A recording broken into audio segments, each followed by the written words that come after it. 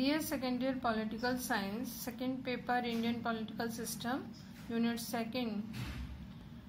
Students, हमने कल lecture में यूनिट सेकेंड का जो टॉपिक स्टार्ट किया था, भारतीय संविधान की विशेषताएं, उसमें हमने कुछ विशेषताओं के बारे में चर्चा की थी। जैसे भारतीय संविधान लोकप्रिय प्रभुसत्ता पर आधारित है, निर्मित, लिखित, व्यापक है, संपूर्ण प्रभु संपन्न लोकतंत्रात्मक गणराज्य है, समाजवादी राज्य हमने देखा था, धर्मनिरपेक्ष और पंथ निरपेक्ष राज्य के बारे में हमने स्पष्ट किया था, कठोरता और लचीलापन का समन्वय हमने इसमें पढ़ा था, और हमने इसमें देखा था कि भारतीय संविधान संसदात्मक शासन व्यवस्था पर आधारित है।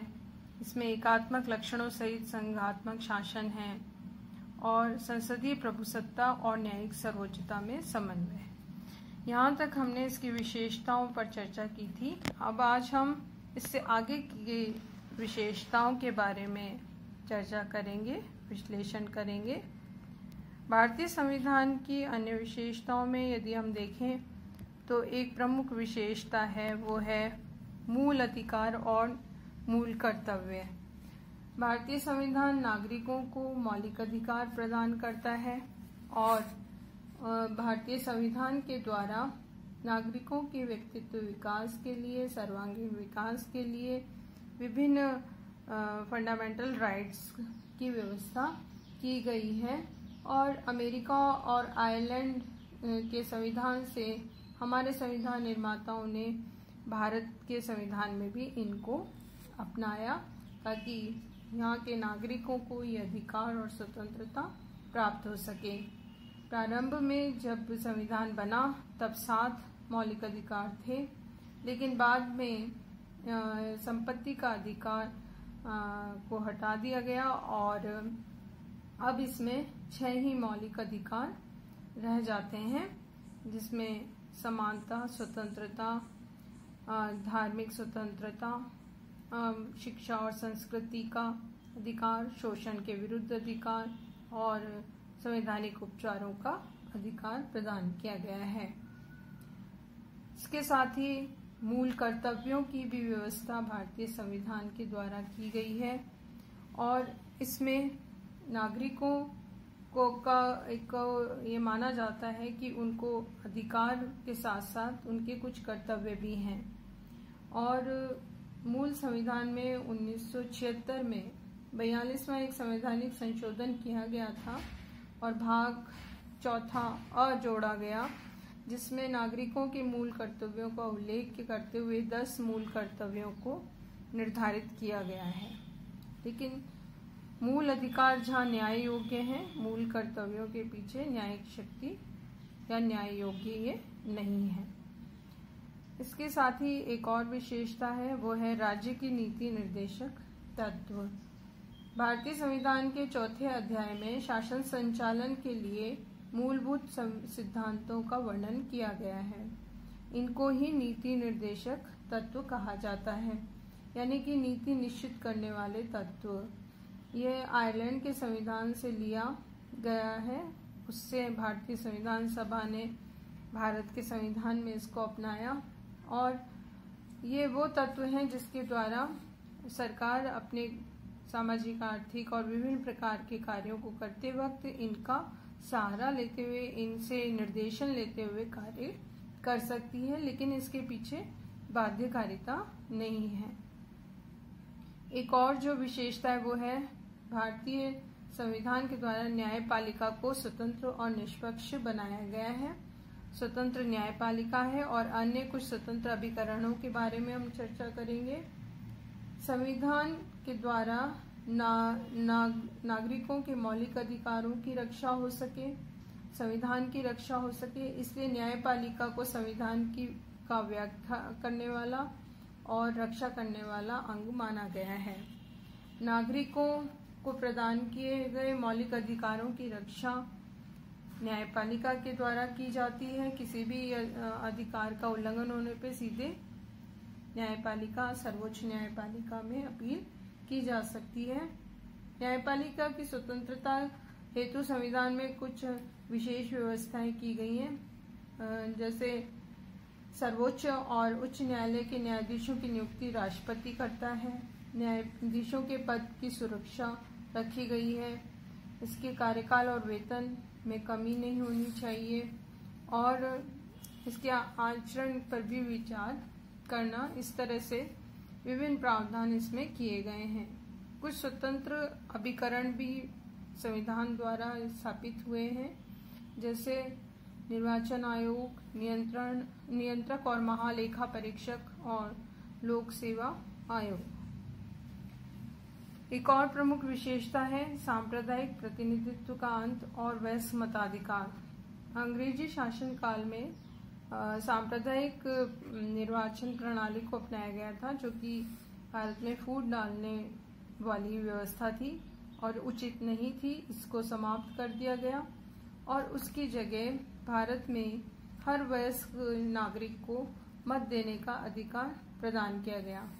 प्रारंभ में इसकी आयु 21 वर्ष रखी गई थी, लेकिन बाद में इसको घटाकर 18 वर्ष वयस्क माना गया और अब भारत का हर नागरिक जो 18 वर्ष का है वो आम निर्वाचन में और जो भी विधानसभा के चुनाव हैं उनमें मताधिकार का प्रयोग कर सकता है। इसके साथ ही एक और विशेषता है, वो है एकल नागरिकता। भारतीय संविधान के द्वारा संघात्मक शासन की व्यवस्था की गई है और जिसकी विशेषता होती है दोहरी नागरिकता, जिसमें एक केंद्र का नागरिकता अलग से मिलती है और जिस राज्य में नागरिक रह रहा है उसकी नागरिकता अलग से प्राप्त होती है। लेकिन भारतीय संविधान के द्वारा ये दो दोहरी नागरिकता को नहीं अपनाते हुए इकहरी नागरिकता या एकल नागरिकता को ही अपनाया गया है और इसके पीछे कारण था कि जिससे भारत में राष्ट्रीय एकता स्थापित रहे और विविधता की स्थिति होने के कारण एकीकृत व्यवस्था होना आवश्यक था। तो इकहरी नागरिकता को ही बनाए रखा गया। एक और जो संविधान की विशेषता है वो है अल्पसंख्यक और पिछड़े वर्गों के कल्याण हेतु विशेष व्यवस्था। भारतीय संविधान के द्वारा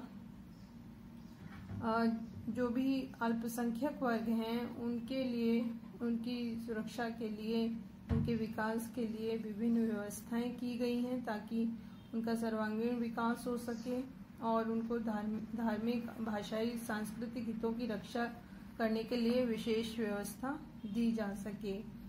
इसी तरह से जो पिछड़े वर्ग हैं उनके कल्याण के लिए अनुच्छेद 330, 332 के अंतर्गत लोकसभा, राज्य विधानसभाओं में आरक्षण की व्यवस्था की गई है और सरकारी नौकरियों में और अन्य प्रकार से इनको आरक्षण देते हुए वो व्यवस्था प्रदान की गई है ताकि समाज में इनकी स्थिति उच्च हो सके, ये अपना विकास कर सके और सर्वांगीण इनके विकास की स्थिति तक पहुंच सके, ताकि भारतीय संविधान की जो समानता और प्रजातंत्र की जो व्यवस्था है वो सफल हो सके और समाज के हर वर्ग की स्थिति समान हो सके, सभी को न्याय प्राप्त हो सके और सभी का कल्याण संभव हो सके। तो एक प्रमुख विशेषता जिसका प्रावधान हम देख सकते हैं वो पिछड़े वर्ग के कल्याण और अल्पसंख्यकों के कल्याण को लेकर देखा जा सकता है। इस प्रकार हमने ये विभिन्न विशेषताएं देखी। कुछ अन्य प्रमुख विशेषताओं में एक है कि भारतीय संविधान में सामाजिक समानता की स्थापना की गई है। सामाजिक समानता के द्वारा भारत में रहने वाले समाज के हर वर्ग के व्यक्ति को न्याय मिले, समान स्थिति मिले, वो अपना हर तरह से समान होकर आचरण उसको प्राप्त हो सके और आचरण कर सके। किसी तरह का भी भेदभाव समाज में किसी भी व्यक्ति के साथ न हो, इस तरह की व्यवस्थाओं का उल्लेख भी भारतीय संविधान के द्वारा किया गया है। तो भारतीय संविधान सामाजिक समानता के सिद्धांत पर आधारित है। इसके साथ ही भारतीय संविधान के द्वारा कल्याणकारी राज्य की स्थापना का आदर्श रखा गया है। कि संविधान के जो नीति निर्देशक तत्व हैं वो भी इसीलिए रखे गए हैं ताकि सरकार जो भी कार्य करे उसमें जन कल्याण उद्देश्य होना चाहिए, जनता का अधिक से अधिक हित होना चाहिए ताकि जनता को उसका जो फायदा है, लाभ है, चाहे वो कानून हो, चाहे कोई नीति हो, चाहे वो कोई कार्यक्रम हो, जनता का उससे अधिक हित हो सके। इसी उद्देश्य को लेकर नीति निर्देशक सिद्धांतों की भी स्थापना की गई है ताकि उसके द्वारा आम जनता का अधिक से अधिक कल्याण हो सके और उनका हित हो सके, चाहे वो केंद्र सरकार के कार्य हो, चाहे राज्य सरकार के कार्य हो, और समाजवादी ढांचे का समाज स्थापित हो सके। इस उद्देश्य की पूर्ति हेतु कल्याणकारी राज्य की स्थापना का आदर्श रखा गया है। एक राष्ट्रभाषा की व्यवस्था, ये भी भारतीय संविधान की एक प्रमुख विशेषता है, जिसके द्वारा हिंदी को या देवनागरी जो लिपि है वो भारत की राष्ट्रभाषा घोषित किया गया है ताकि राष्ट्रीय एकता स्थापित हो सके। इसके साथ ही ये भी प्रावधान रखा गया कि चूंकि अंग्रेजी पहले से प्रचलित थी तो सहभाषा के रूप में अंग्रेजी को भी रखा गया जब तक कि हिंदी का प्रचलन सभी जगह नहीं हो जाता। संविधान के द्वारा विभिन्न प्रादेशिक भाषाओं को भी लगभग 22 भाषाओं को मान्यता प्रदान की गई है ताकि उन भाषाओं का भी अधिक से अधिक प्रगति हो सके और उनको भी पूरा सम्मान संविधान के द्वारा प्राप्त हो सके।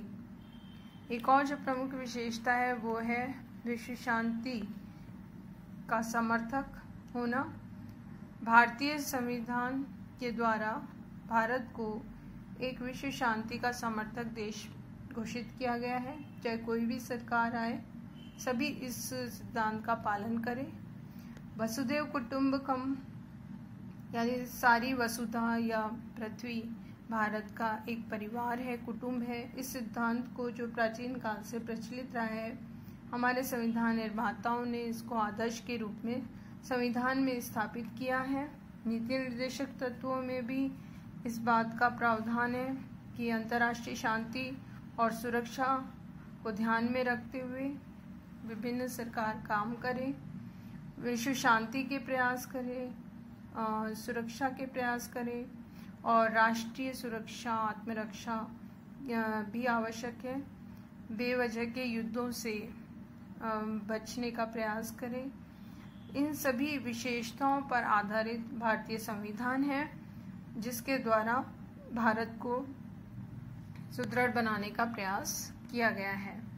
तो इस प्रकार हमने ये देखा कल और आज के व्याख्यान में कि विभिन्न भारतीय संविधान की विशेषताओं के द्वारा हम भारतीय संविधान का विवेचन कर सकते हैं। ये जितनी भी विशेषताएं हमने देखी, उसके अलावा स्त्री पुरुष की समानता, राजनीतिक एकता का पोषण, ये भी भारतीय संविधान की विशेषता है।